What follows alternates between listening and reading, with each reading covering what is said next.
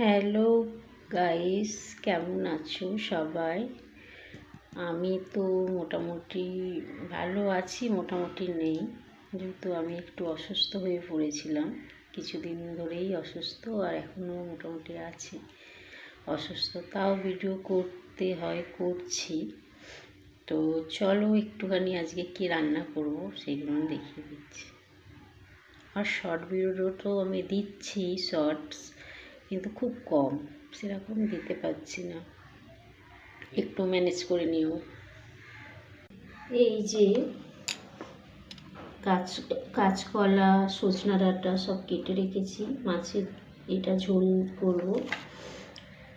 এখানে চিকেন আছে, আর এখানে মাছ এনেছি, এই যে মাছের ঝোল করব। আলু কেটে রেখেছি, পেঁয়াজ, আদা, রসুন। চলো রান্নাটা করি, দেখাচ্ছি। প্রেসারে দিয়ে দিয়েছি এইগুলো, এবারে এটা একটু হলুদ দিয়ে সিটি মেরে নেব, আর একটু তেল দেব, তারপরে সাঁতলাবো।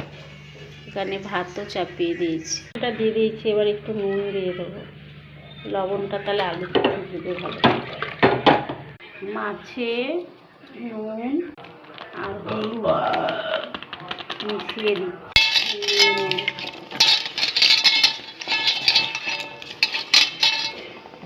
মাখিয়ে রেখে দিলাম মাছটা।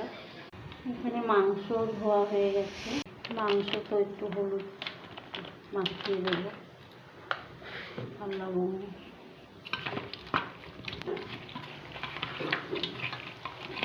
অল্পই এনেছে, আমার দুই ছেলে খাবে। তেলটা দিয়ে দিলাম।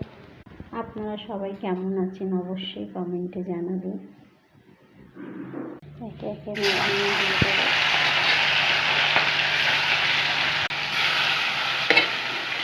একসাথেই দিয়ে দিলাম, হয়ে যাবে। মাছটা ভাজা হোক।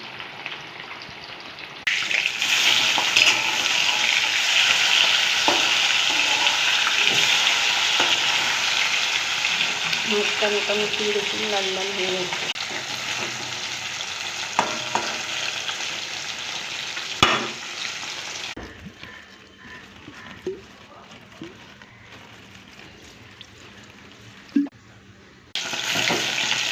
মাছটা মোটামুটি হয়েই গেছে, নামিয়ে ফেলছি। মাছটা পুরো কমপ্লিট হয়ে গেছে, এবার মাংসটা করব, মাছটা রেসিপিটা দেখাচ্ছি।